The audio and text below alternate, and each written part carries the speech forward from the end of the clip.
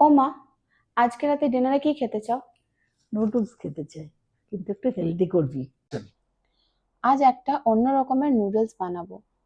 প্রথমেই গরম করে রাখা কড়াইয়ে 1 টেবিল স্পুন অলিভ অয়েল দিয়ে একে একে লঙ্কা, রসুন কুচি, পেঁয়াজ কুচি দিয়ে একটু নাড়াচাড়া করেই স্বাদ মতন লবণ আর গোলমরিচ গুঁড়ো দিয়ে দিলাম।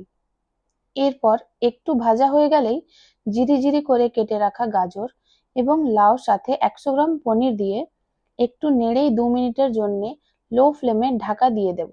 তারপর ঢাকা খুলে 1/2 টেবিল স্পুন করে সয়া সস, চিলি সস আর টমেটো সস দিয়ে একটু নেড়ে 1/2 চা চামচ লেবুর রস বা ভিনিগার দিয়ে গ্যাস অফ করে দিলেই রেডি লাউয়ের হেলদি অ্যান্ড টেস্টি নুডলস। যারা ডায়েট করছেন তারা এটা নিজেদের ডায়েট প্ল্যানে অ্যাড করতে পারেন। আরও এরকম নতুন রেসিপি পেতে আমার চ্যানেলটা লাইক, শেয়ার এবং সাবস্ক্রাইব করুন। এই নাও তোমার হেলদি নুডলস।